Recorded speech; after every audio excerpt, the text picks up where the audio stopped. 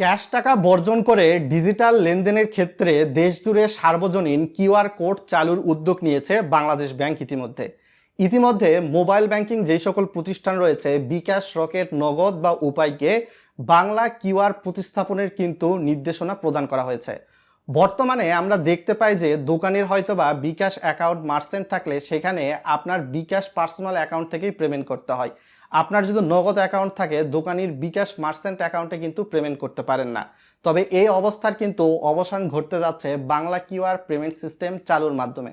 তবে এখানে গ্রাহক কি চার্জ দিতে হবে নাকি দোকানি চার্জ সংযুক্ত হবে? ভিডিওটা লাইক করে শেয়ার করে দিবেন যাতে করে আরো মানুষ বিষয়টা সম্পর্কে জেনে উপকৃত হতে পারে। বাংলাদেশ ব্যাংকের নির্দেশনা রয়েছে 30শে জুন 2026-এর মধ্যেই এই বাংলা কিউআর পেমেন্ট সিস্টেমটা কিন্তু প্রতিস্থাপন করতে হবে এবং 1 জুলাই 2026 থেকে সকল মার্চেন্ট পয়েন্টেই কিন্তু এই বাংলা কিউআর এর মাধ্যমে পেমেন্ট নিতে হবে।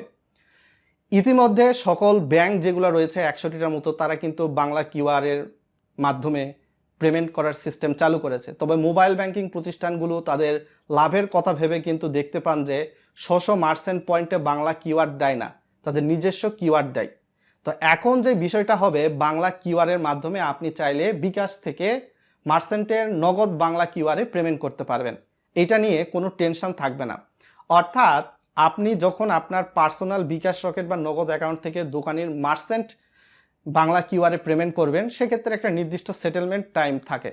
বাংলাদেশ ব্যাংকের নির্দেশনা রয়েছে এই নির্দিষ্ট সেটেলমেন্ট টাইমের মধ্যেই কিন্তু দোকানির মার্চেন্ট অ্যাকাউন্টে টাকাটা চলে যায়। অনেকটা ভারতের ইউপিআই সিস্টেম বলতে পারেন।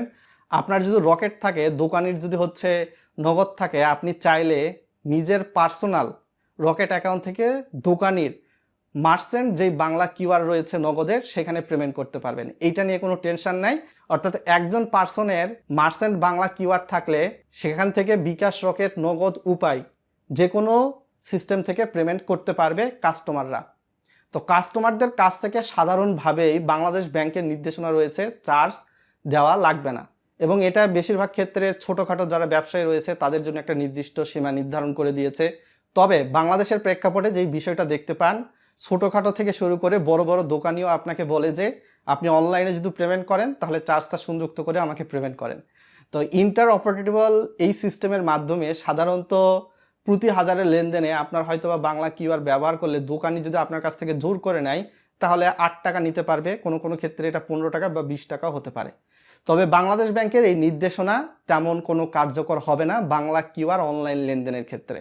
কেননা এখানে যদি চার্জের পরিমাণটাই বাংলাদেশ ব্যাংক কমাতে ব্যর্থ হয়, কেউই চাইবে না নিজের টাকাটা অনলাইন লেনদেনের ক্ষেত্রে চার্জ সংযুক্ত করে দিবে। সারা দেশে যদি কার্যকর করতে হয় চার্জের পরিমাণ কমাতে হবে। প্রতি হাজারে 2 টাকা হলে হতে পারে মার্চেন্টের বাংলা কিউআর পেমেন্টের ক্ষেত্রে।